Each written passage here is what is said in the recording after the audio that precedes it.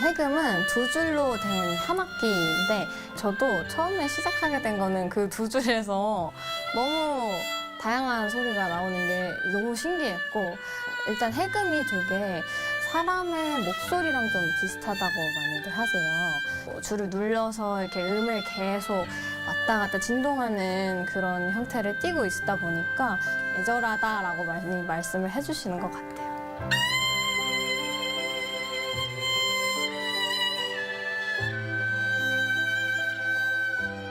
이 곡은 제가 좀 오래 좋아했던 친구에 대한 제 여러 감정을 담은 곡인데요. 슬펐던 마음, 혹은 뭐 고마웠던 마음, 이런 여러 가지 감정들을 한데 묶어서 마음이 담긴 곡이라고 할 수 있습니다. 현대적인 음악으로 이제 재구성하는 단계를 거칠 때 항상 중요하게 생각하는 거는 음악의 분위기를 해치지 않는 선에서는 뭔가 전통적인 주법들, 식임새, 이런 전통의 냄새라고 할까요? 맛? 이런 걸 살릴 수 있는 요소들을 좀 집어넣으려고 하는 편이에요.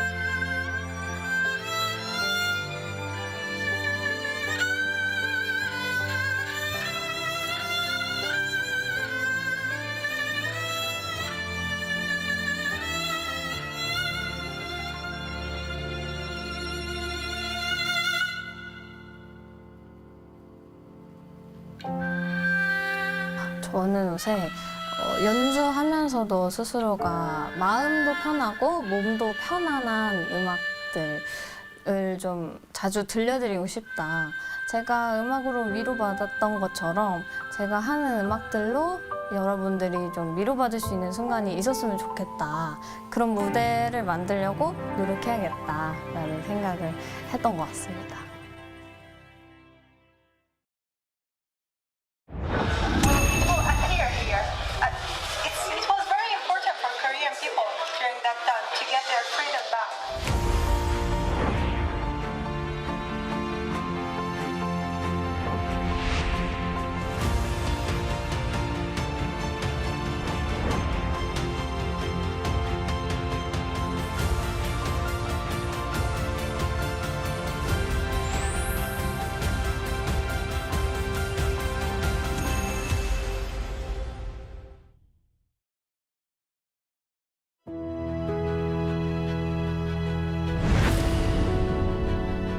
The moment we wear it, our spirits lift. It helps us grow strong in body and in mind. As we wear it, we learn patience and respect. The belt system motivates students to strive harder and continue growing. This uniform shapes movement into grace and turns performance into something thrilling. Now, embraced around the world, Taekwondo shares our culture, philosophy, and values with pride and spirit. Though it may seem simple, this uniform holds your passion and your journey. It belongs to Taekwondo. Wear the extraordinary. Be with Taekwondo.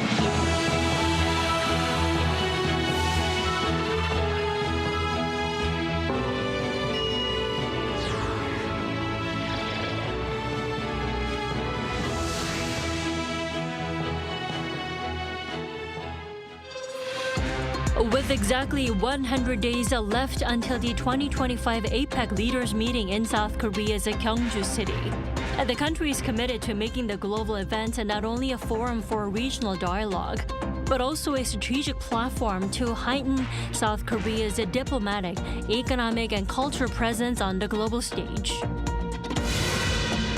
South Korea's new industry minister Kim Jong-un is en route to the U.S.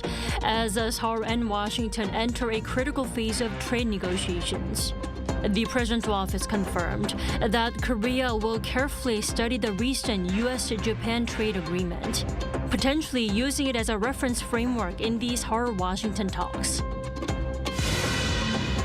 The number of babies born in the first 5 months of the year here in the country exceeded 100,000, the sharpest rise in births in a decade. Those who tied their knots in the month of May came to a record high in 6 years. Today, July 23rd, marks exactly 100 days until the 2025 APEC Leaders Meeting gets underway in South Korea's Gyeongju City. How far have the country's preparations come to make it a successful one? Our Song Yujun has our top story.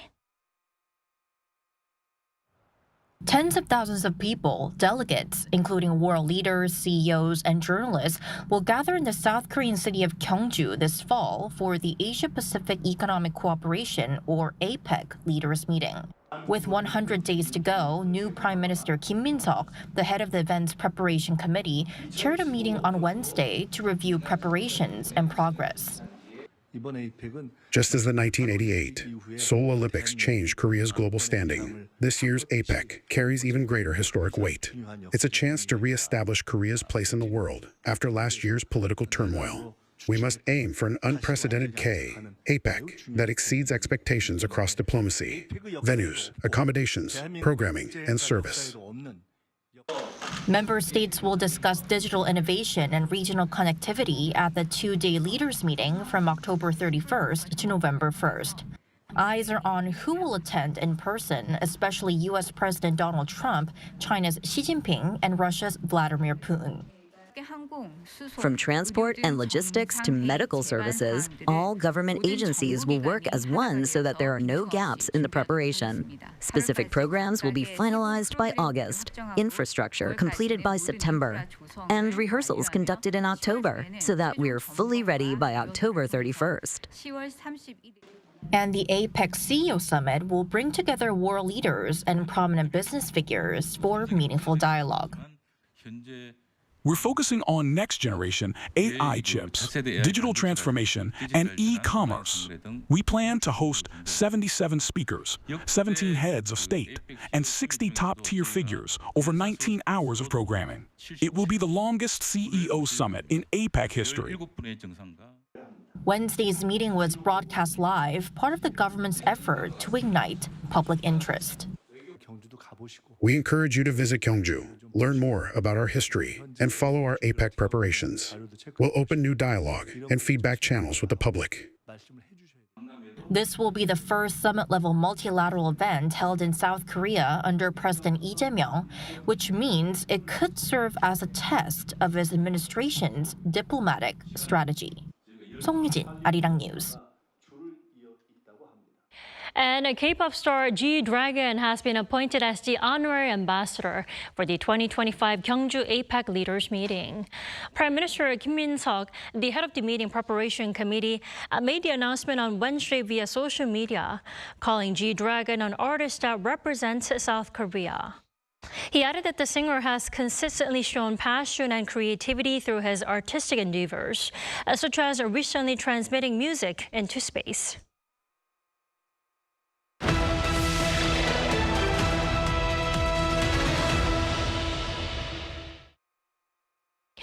So with just 100 days left until South Korea hosts the annual economic meeting of leaders in the Asia-Pacific, Arirang News sat down with the senior organizer to highlight the core focus agendas and how preparations have continued throughout the months. Our Oh Soo-young has this report. South Korea is marking the revival of K-democracy and setting the tone to inspire regional cooperation to connect, innovate and prosper amid mounting global complexity. Under the theme of building a sustainable tomorrow, South Korea will host the annual meeting of the Asia-Pacific Economic Cooperation Forum this October in the historic city of Gyeongju. Leaders from 21 member economies will tackle emerging challenges ranging from artificial intelligence and democratic shifts to sustainable and inclusive growth. As this year's chair, the Republic of Korea has proposed cooperation on AI and addressing demographic changes as a key initiatives among many other global issues. We are working together with the member economies to adopt these initiatives as a standalone document alongside the Gyeongju Declaration at the leaders' meeting in late October. South Korea is a far more prominent player than it was when it last hosted APEC about 20 years ago. And what's the significance, in your opinion, on South Korea chairing this year's summit in 2025? Over the years, Korea has built trust and meaningful contributions in the international community. Building on that, the APEC Economy Leaders Meeting, which is returning to Korea after 20 years, will serve as a great opportunity for us to show that we will restore our K-democracy and that Korea is back on track after the political challenges we faced last year. The emblem and the smile of Sheila not only reflect our warmth and hospitality and openness, but also Korea's commitment in fulfilling our role as a responsible member of the international community. Korea's chairship comes at a pivotal time, showing the country is back on track in global governance after the martial law declaration last December compromised diplomacy at the highest level. Seoul is also positioning itself as a solutions partner, sharing lessons from its own policy tools and technological transformation to help address common regional concerns. Through this opportunity, we hope to share the experience we've accumulated and offer innovative solutions to help address the challenges faced by the Asia APEC region. A key aspect of this year's approach is broader public engagement, particularly with the younger generation. APEC pursues inclusivity and sustainability, but these cannot be achieved without public participation. We are also working to create platforms where young people can take a lead in discussing and sharing their visions for the Asia-Pacific region. As part of this effort, MOFA recently held an open call for youth presenters for the public-private dialogue. We even welcomed 16 young people to join our preparatory office as an intern.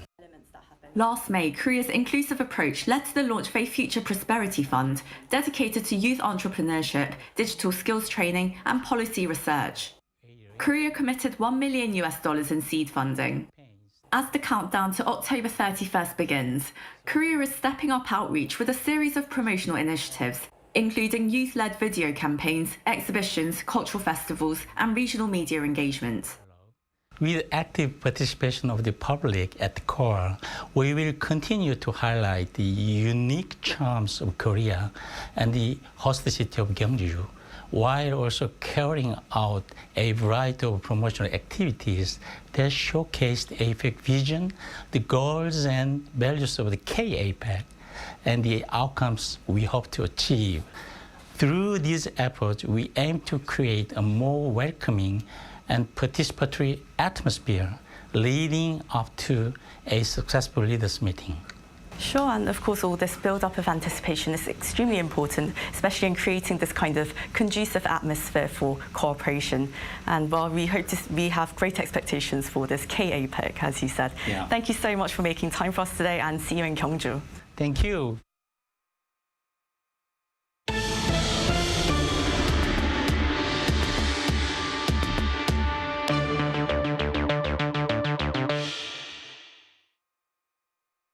The South Korean government is accelerating efforts to finalize a concrete trade agreement with the U.S. ahead of the looming August 1st tariff deadline. And now, joining Team Korea in the U.S. today was Industry Minister Kim Jong-won, who vowed utmost efforts for a successful trip. Our Park Jun-han reports. Newly appointed Industry Minister Kim Jong-won departed for America on Wednesday for talks with the U.S. aimed at lowering the 25% reciprocal tariffs that are set to take effect on August 1st. When asked whether he had been notified of Japan's confirmed tariff deal, Kim said he was aware of it. He also told reporters that he is closely reviewing the terms of the U.S.-Japan deal and will spend his two-day U.S. trip primarily focusing on tariff negotiations with Washington. I plan to meet intensively with the U.S. side over the next 2 days. I am also closely reviewing the progress of negotiations involving the U.S. and Japan. I will do my best to ensure a successful trip. On Friday, South Korea will hold a 2+2 high-level meeting with the U.S., led by Deputy Prime Minister and Finance Minister Koo Yoon-chul and Trade Minister Yo Han-gu, who left the country earlier. This is believed to be the last round of negotiations South Korea can realistically pursue, as the tariffs deadline is less than 10 days away. South Korea and Japan are both among the top 10 countries contributing to the United States trade deficit. They also share common export commodities, such as automobiles and steel. Given that Japan sealed a trade deal by cutting reciprocal tariffs by 10 percentage points and lowering automobile tariffs to 15%, a trade strategy expert claims that Japan's trade deal could serve as the benchmark for South Korea. From South Korea's point of view, it's a good thing that Japan concluded the deal first. It gives us a target level to aim for in our own talks. However, I believe a more effective approach for South Korea would be to reduce tariffs on sector-specific items, especially in our key export industries. Regarding the trade delegation's visit to the U.S., a presidential spokesperson said Seoul is closely reviewing the details of the U.S.-Japan deal. With senior Korean officials currently in Washington, the government is making every effort to secure the most favorable outcome for the country's national interest. Park Junan, Arirang News. And South Korea's industry minister's trip to the U.S. came just hours after the U.S. announced its new tariff deal sealed with Japan. Our Lee Seung-ja has the details.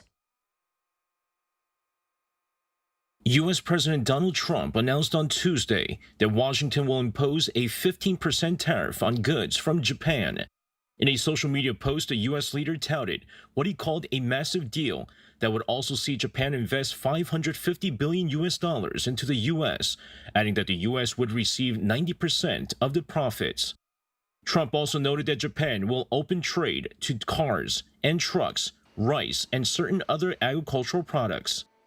Trump also announced on Tuesday that the U.S. will charge a 19% tariff on goods from the Philippines. The figure is a percentage point lower than what was announced in April. The announcement was made in a social media post, with Trump saying that Washington had reached a deal with Manila after holding talks with Philippine President Ferdinand Marcos Jr. at the White House. In exchange, the U.S. will see zero tariffs on goods going to the Southeast Asian nation.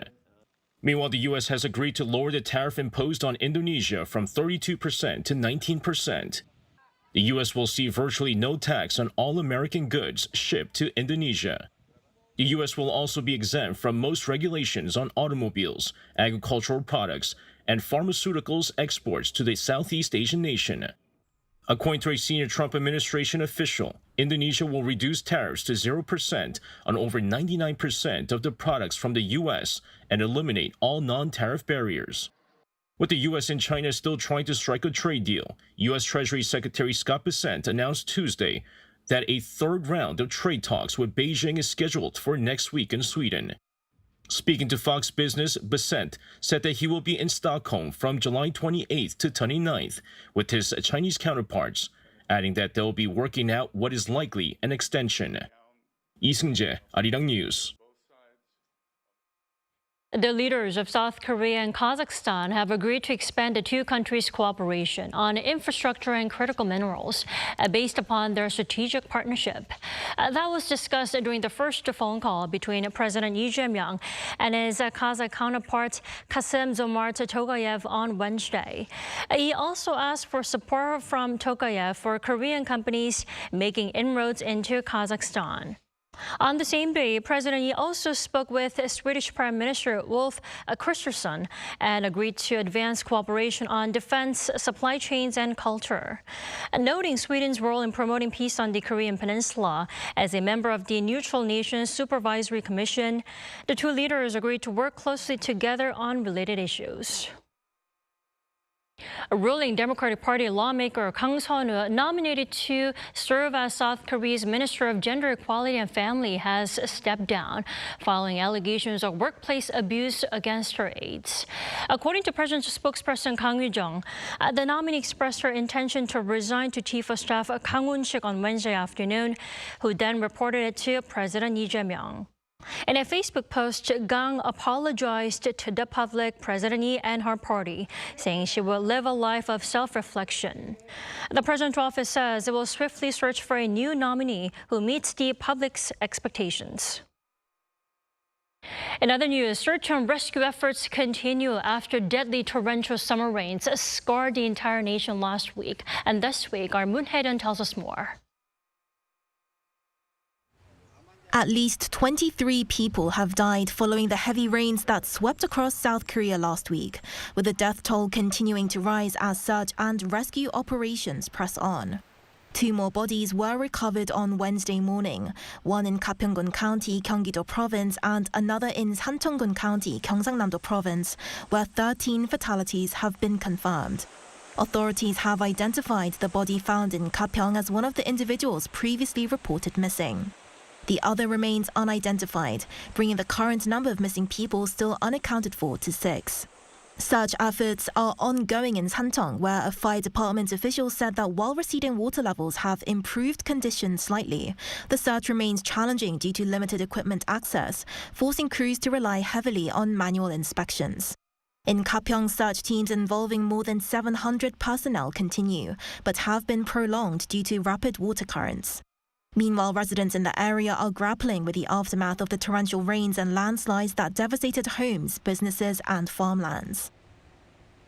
The cowshed was completely flooded. We got a warning from the village center telling us to evacuate, but with the cows here, we couldn't leave. It was heartbreaking. Nearly 2 million livestock died due to the heavy rain since last Wednesday, while nearly 3 hectares of crops were destroyed. Many returned to find their properties unrecognizable. Buildings reduced to rubble, interiors buried under layers of mud, and entire crops destroyed. The damage is just overwhelming. The water's been cut off, so there's nothing we can do. There's no electricity, no running water. As the nation continues to reel from the destruction, rescue crews remain in a race against time, working around the clock to locate the missing and support recovery efforts. Moon Hae-ryun, Arirang News. Shifting gears, the number of newborns continues to climb here in South Korea. And that's not it. A record number of couples also tied the knot in May. Our Kim Do-yeon has more. South Korea recorded an increase in birth for the 11th consecutive month in May amid a nationwide policy push and delayed marriages during the pandemic leading to births. According to Statistics Korea on Wednesday, the number of babies born in May rose 3.8% on year to 20,309, marking the fastest growth for that month in 14 years, but the pace of increase has started to narrow. Looking at the year up to May, the total number of babies stands at 106,048, up 6.9% compared to the same period last year. This is the fastest growth rate recorded since 1981, when data started being collected. Statistics Korea is showing cautious optimism amid the country's struggle with a demographic crisis. The rise in marriages has played a role, along with an increase in the number of women entering their early 30s, a key childbearing age group. There's also been a gradual shift toward a more positive perception of childbirth. In fact, for 14 straight months, marriages have been going up. May this year had 6.7% more marriages than last year. On the other hand, there are concerns that this is only because of the low point from the COVID era and delayed marriages, especially considering that the rising rate has been getting smaller. So while the number of births is rising, what's important to note is that this doesn't necessarily signal a rebound in the fertility rate. It's not driven by structural or fundamental changes, and that's reflected in the fact that the year-on-year growth is gradually slowing.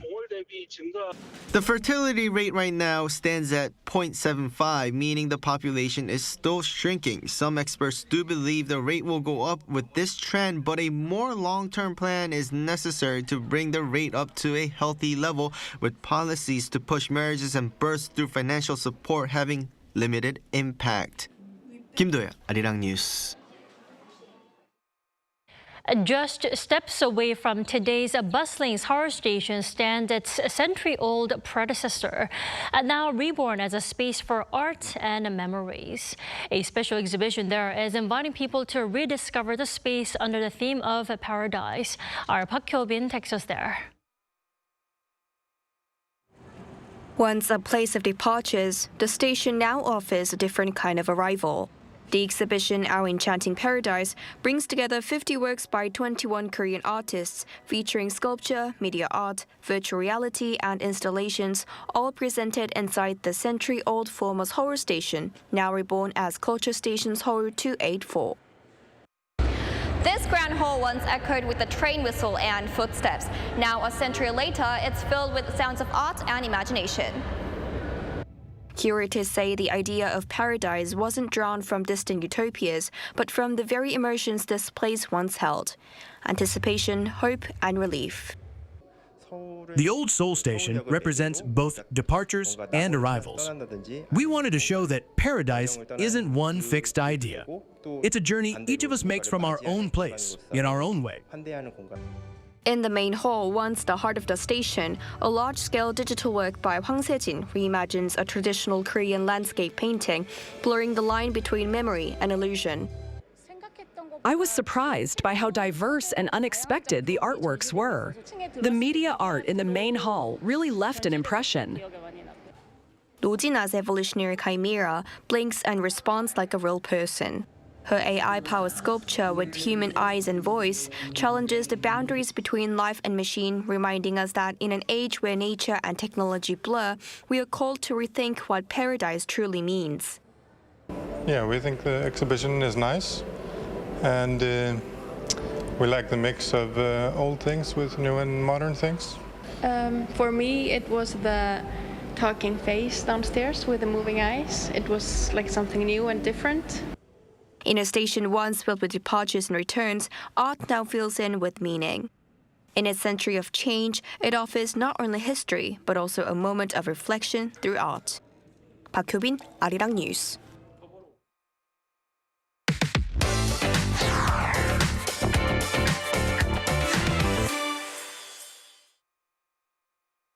After days of bipartisan clashes during confirmation hearings for the Lee Jae-myung administration's first cabinet, the National Assembly shifted its focus this week to bipartisan cooperation, tackling both domestic and international issues. For more on the key legislation and what lies ahead throughout the July extraordinary session, we turn to our political correspondent Shin Ha-young. Good evening, Ha-young. Good evening. So, Ha-young, it's been a tough week for South Korea, with the country trying to recover from heavy downpours. But the rival parties decided to put their political strife on hold to focus on responding to that, torrential downpours, right? You're right. Well, following the recent heavy rain that caused serious damage nationwide, both parties canceled or postponed their schedules to visit affected areas and assist with recovery efforts. And the government has declared 6 regions as special disaster zones, and both the ruling Democratic Party and the main opposition People Power Party have spoken with one voice, saying more areas may need to be added. Take a listen. We'll speed up recovery efforts to help people get back to their daily lives. A fast recovery is our top priority. The Democratic Party will work closely with the government to make sure the needed equipment and support reach affected areas on time. Lawmakers are visiting flood-affected areas, and will do our best as a party to help displaced residents return to their daily lives.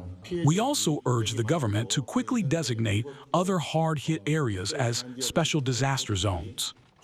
And also during today's plenary session, unlike the last one, when parties clashed over approving Kim Min-seok's appointment as prime minister, the rival parties came to an agreement and passed a set of non-controversial bills.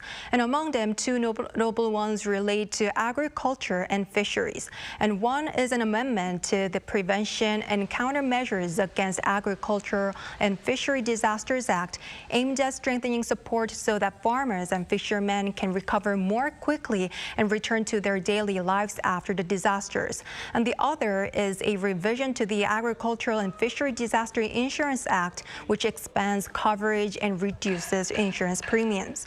And under the current laws, support for affected farmers and fishers is limited to basic relief, and this doesn't fully cover their losses or help stabilize their livelihoods after such disasters.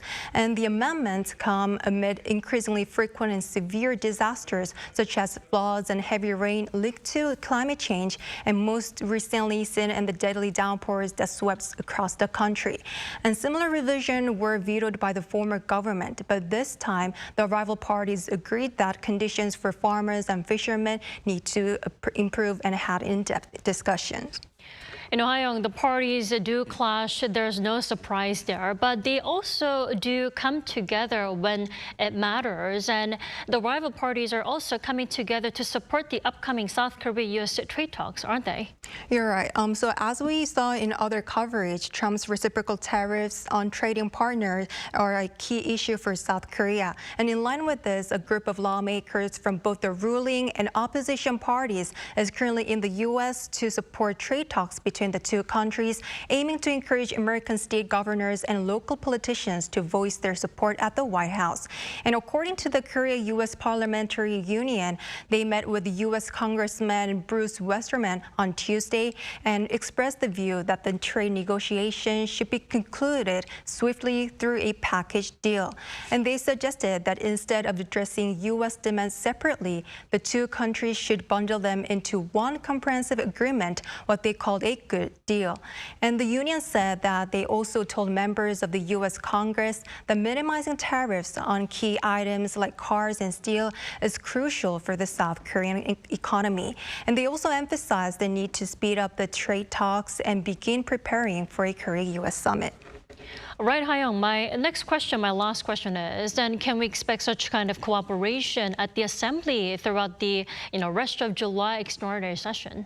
Well, first of all, the extraordinary session concludes on August 4 with continued cooperation expected until that date. And this is because the DP plans to address issues related to people's livelihoods where there is a bipartisan consensus. And recently it suggested 11 bills to the PPP for discussion and is currently awaiting a response. However, it's still hard to say the outlook is optimistic for the entire extraordinary session, and instead a political standoff between the rival parties is expected. And this is because the DP plans to push for the passage of contentious bills during this period. And these include a revision to the Grain Management Act that would prompt the government to take active measures to stabilize the prices of grain, mainly rice, to help farmers. And a similar amendment was vetoed by the previous government last year. And another plenary session is expected on the last day of the extraordinary session. So these are key developments to watch until then. Right, but for now, their cooperation is more crucial and necessary than ever. Hayoung, thanks for coming in today. My pleasure.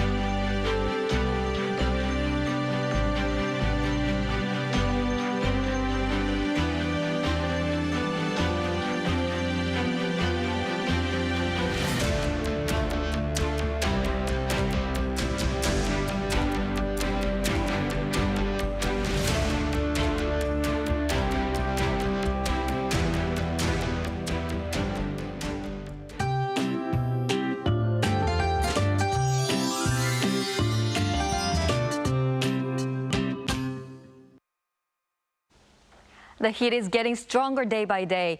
Heatwave warnings have been issued across the country, except for some inland areas of Gangwon-do, and have been extended in Gyeonggi-do Province, Chungcheongnam-do Province, and most of the south. The daytime temperature in Seoul rose to 33 degrees Celsius, Gyeongsan 37 degrees, and the temperature in most regions fell closer to 35 degrees. The temperatures will get higher throughout the week. The daytime temperature in Seoul will rise to 34 degrees tomorrow, and it will rise to 36 degrees on Friday and Saturday. Tomorrow morning, most areas will start off at around 25 degrees. Highs will move up to 35 degrees in Daejeon, 32 degrees in Busan and Jeju. The tropical nights will continue as will not cool down even during the night. That's all for Korea. Here are the weather conditions around the world.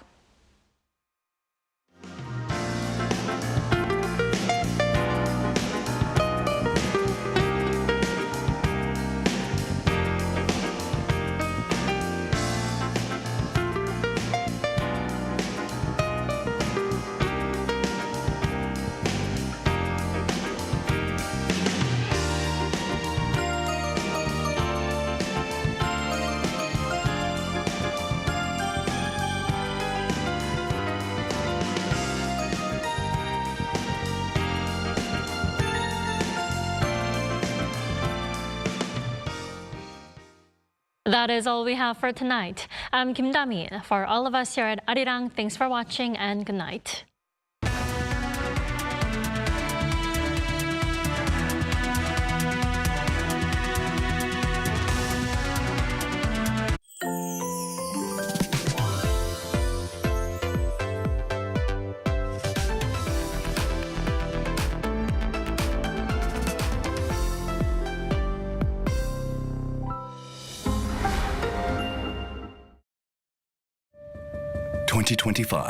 Celebrates the 80th anniversary of liberation. A place filled with culture, history, and diverse experiences. This is the Independence Hall of Korea.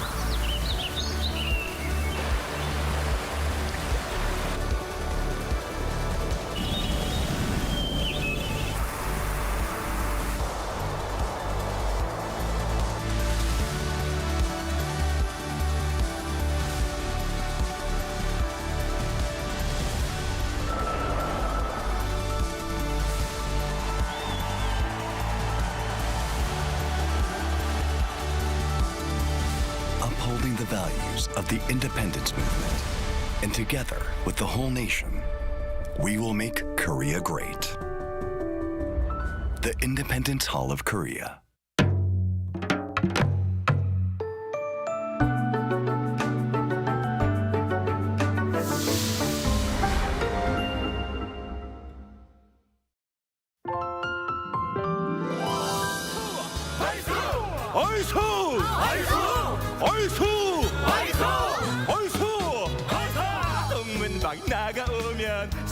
사초사 없고 서문박 나가오면 관악묘를 모셔 있고 북문박 나가오면 고롱산성 태보가미 남문박 나가오면 광안루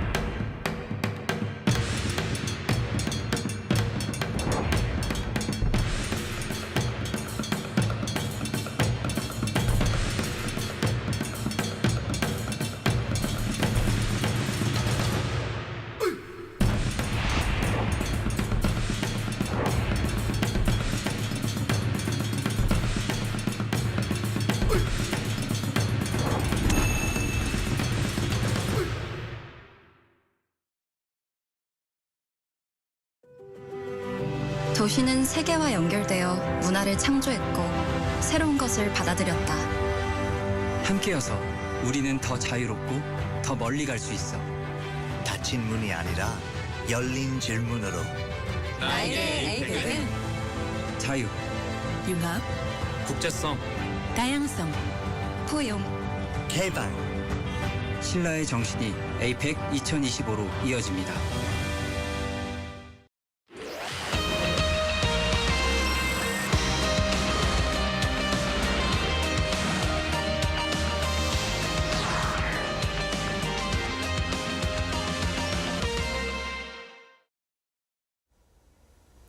Welcome to Within the Frame, where we bring the most pressing issues across the globe into focus. I'm Kim Mo-gan.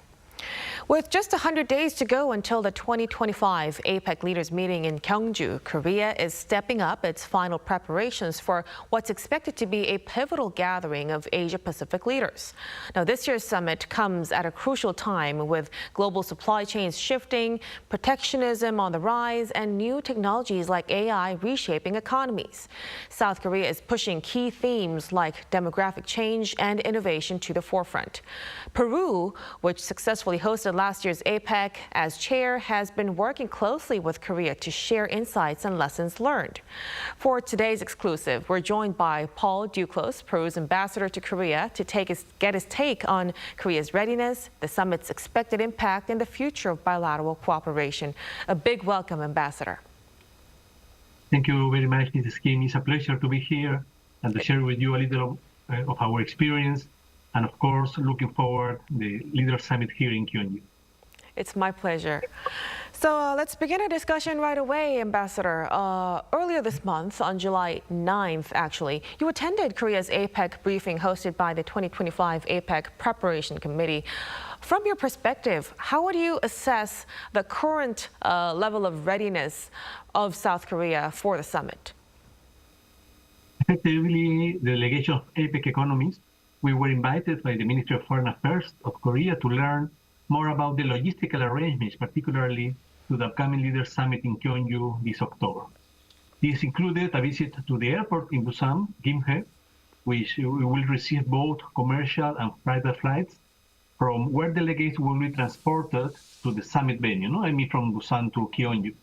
We also visited the Haiko Convention Center, where we were introduced to the new and updated spaces, as well as to the National Museum of Gyeongju, which will host the gala dinner offered by President Lee to the visiting leaders. Finally, we had, as Peru, the opportunity to see the hotel assigned to our delegation. Although it's still undergoing renovations, it is expected to offer a high level of comfort.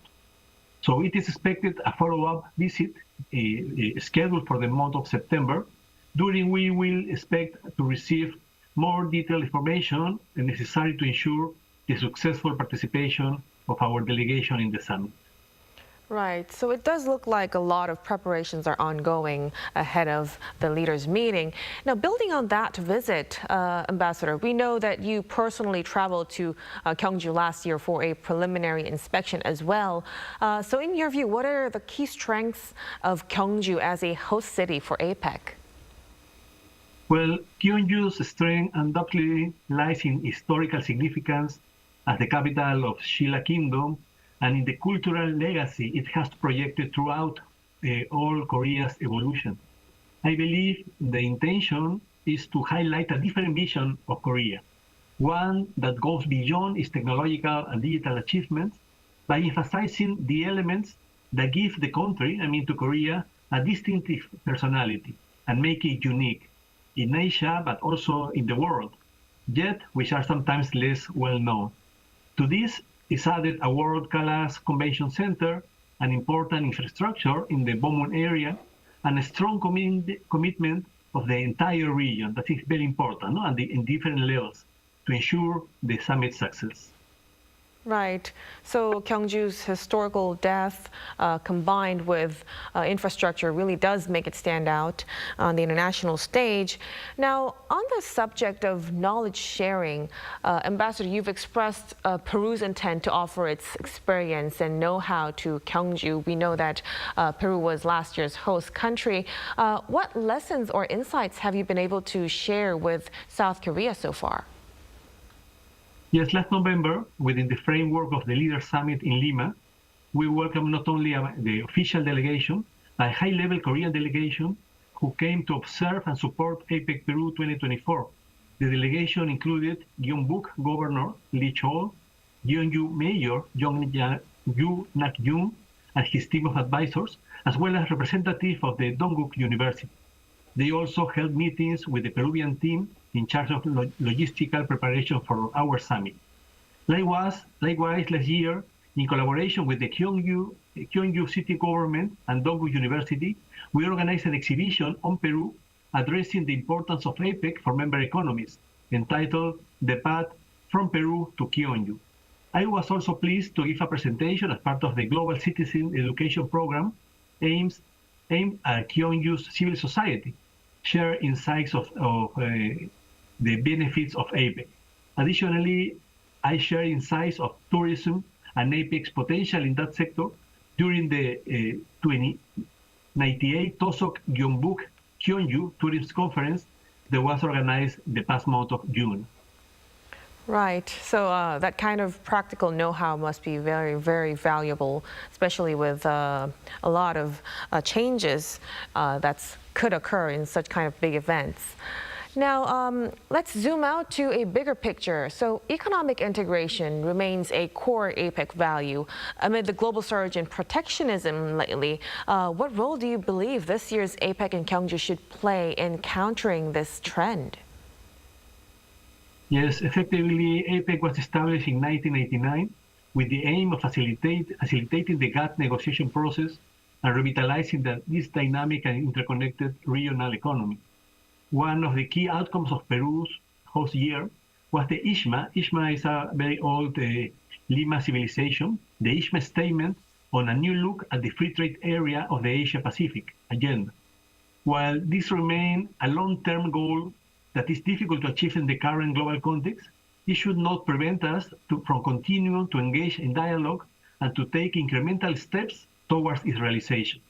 We continue being interested in exploring a renewed vision of the Asia-Pacific trade architecture, one that reflects the lessons learned from the pandemics, but also the recent developments.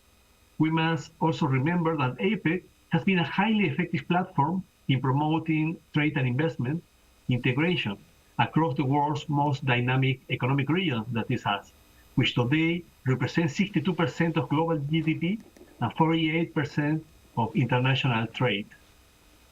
Right. So it's really important to reaffirm multilateral cooperation and integration at this special time around. Now, looking back at last year's momentum, Ambassador, the South Korea-Peru summit held during APEC led to MOUs in defense and critical minerals cooperation as well. So through this year's summit, in which areas do you foresee some deeper bilateral cooperation between Seoul and Peru? Yes, indeed. Alongside the APEC summit, we held an official presidential visit during which a joint declaration was adopted. This reaffirmed our commitment to cooperation in emerging strategic sectors such as digital transformation, climate action, food security, critical minerals, and infrastructure development. We have made also significant progress, particularly in our defense coordination, with the signing of several strategic agreements across multiple areas. We see this as a sector with great potential for further development, along with growing opportunities for investment in different sectors in our country. That's a promising direction indeed, especially since both countries are looking to deepen strategic partnerships beyond trade as well. Now, let's turn to this year's agenda, the Korea government has put forward demographic change and artificial intelligence as its core themes.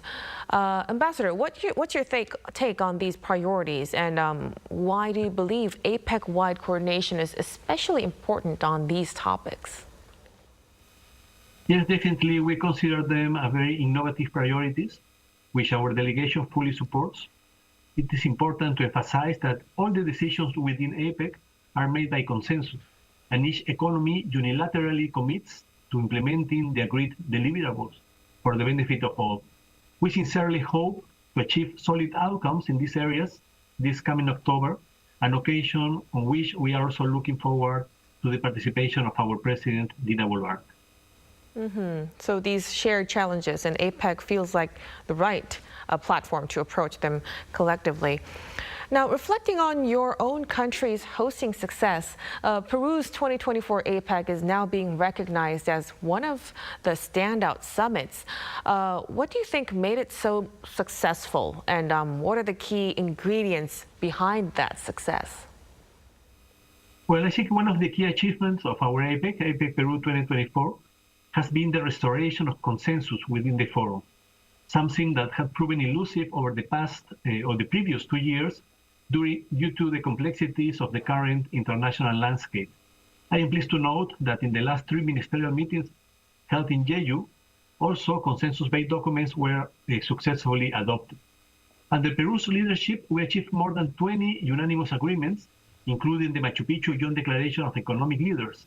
In addition, 11 ministerial statements and 7 technical political instruments were also approved, focusing on so many different topics. For example, people with disabilities, the development of clean hydrogen in the Asia-Pacific, the prevention and reduction of food loss and waste, the participation of women in the economy, and one that was very important for us, that is the roadmap for transitioning to a formal and global economy that aims to establish a robust and comprehensive set of public policies to gradually reduce high levels of informality, particularly among small and medium enterprises, which can hinder them to take advantage of the benefits of the region's economic and trade openness. Another very important issue was that in the context of APEC's 35th anniversary, we promote the forum's full engagement with civil society through what we called the APEC for the People initiative. It means taking advantage of the presence of several experts, officials, leaders, and ministers in Peru, so that they could share their experiences and wisdom with young people and civil society by visiting different institutions and universities, the organization of seminars, technological events. This is a good practice that Korea is also continuing. So a lot of things that you've mentioned, they seem very important reasons for success. But you've mentioned restoration of consensus. We really hope that tradition could stay for this year's leaders meeting as well. Now, so we are just 100 days away before the opening. So Ambassador, as the ambassador of a recently successful host country, what will be your one piece of advice to ensure this successful APEC for Gyeongju?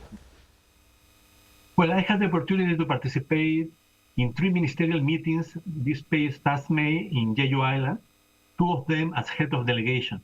I might say that the organization was excellent and the outcomes achieved were highly significant.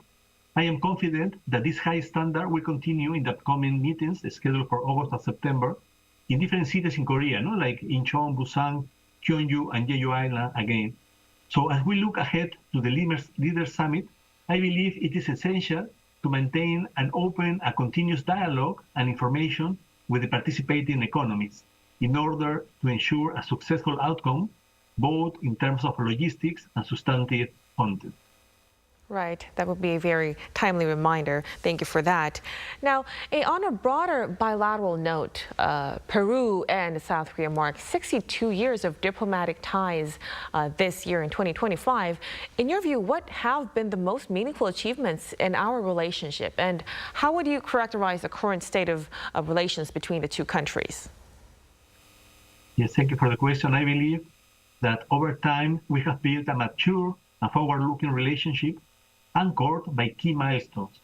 such as the Free Trade Agreement signed in 2011, which has positioned Korea as Peru's fifth largest export market. A second major milestone was the establishment of a comprehensive strategic partnership in the year 2012, which reaffirmed the special nature of our relationship. Equally significant has been the creation of mechanisms for political consultations on one side, and for the economic, scientific, and technical cooperation on a biennial basis. This platform has proven highly valuable in renewing and expanding opportunities for joint action, while injecting fresh dynamism in our partnership, including through important investments and projects in the mining, energy, defense, and infrastructure sectors. Korea's support in the OECD Council was also particularly meaningful, playing a key role in building the consensus that led to Peru's invitation to begin the accession process in this important organization. So as we commemorate the journey that we have undertaken together, we look with the future with confidence, hope, and optimism for what lies ahead in this special relationship. Right, so this long history of cooperation definitely lays a strong foundation for more cooperation in the future as well. Now, now finally, looking ahead, you've mentioned Peru's hope to expand cooperation with Korea in digital technology and defense as well. What kind of specific projects or discussions can we expect in the near future? Yes, definitely, we highly value the establishment of the Peru-Korea Cooperation Center for Government and Digital Transformation that was created in Lima, inaugurated in 2021, under the leadership of Korea's Ministry of the Interior and Security. However, we believe that there are so many new opportunities to continue developing joint projects and initiatives in this field, where Korea is really a world reference. I have also mentioned the excellent state of our defense cooperation, which is the result of years of trust building and the successful implementation of previous projects over more than a decade. At the same time, we hope that this strong official level relationship can also be reflected in a greater people-to-people exchanges. Korea and Peru share many similarities as heirs of ancient cultures, proud of their rich traditions, artistic expressions, and a widely appreciated gastronomy. This is why we actively seek to organize several cultural activities and exhibitions across all over Korea to bring our peoples closer and foster a deeper mutual understanding. Right, so it'll really be interesting to watch how these ideas take shape in the months ahead, especially as both countries lean into innovation and shared security goals as well. But I'm afraid we'll have to conclude our discussion at this point. Thank you so much for your time and for your insights tonight, Ambassador Duclos. We really appreciate it. No, thank you very much for this opportunity. 안녕하세요. Thank you. And that'll be all from us on Within the Frame. Be sure to tune in again next time as we continue to explore the stories that matter. Until then, stay informed and engaged.